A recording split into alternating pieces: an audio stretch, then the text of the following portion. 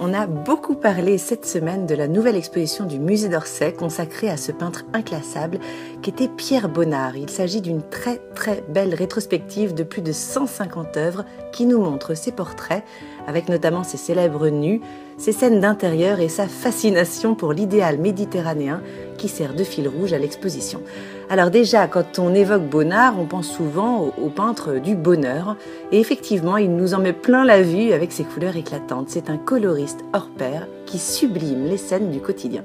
Et vous verrez notamment dans l'exposition son célèbre mimosa en fleurs, aux jaunes d'or absolument éblouissant.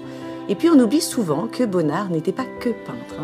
Il était aussi photographe et effectivement, on retrouve son œil photographique résolument nouveau dans toutes ses œuvres avec des cadrages atypiques ou des éclairages étonnants comme par exemple son autoportrait peint à contre-jour ou encore Marthe, sa femme, dans sa baignoire avec son visage hors champ totalement décadré.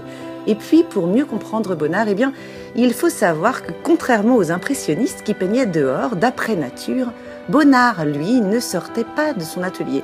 Il peignait de mémoire et il passait sa vie à prendre des notes sur les couleurs qu'il observait en fonction de la météo pour mieux les retranscrire a posteriori sur sa toile. Et c'est cette peinture de mémoire très particulière qui donne à ces personnages une allure presque fantomatique dans une atmosphère assez étrange. Et d'ailleurs, il peindra sa femme Marthe, idéalisée toute sa vie, comme si elle avait 20 ans. Il l'a peint de mémoire alors qu'elle en avait 70 à la fin de sa vie. Et puis, comment ignorer aussi la furieuse manie de Bonnard à retoucher sans cesse ses toiles. Et dans l'exposition, eh bien, vous verrez des écarts de plus de 20 ans entre le début et la fin d'une toile. À l'époque, cette manie obsédante avait carrément un nom, on appelait cela Bonnardiser. Et ce qui est drôle, c'est que son ami Matisse racontait même que Bonnard lui demandait de distraire le gardien des galeries où il était exposé pour pouvoir retoucher tranquillement ses toiles dans leur dos.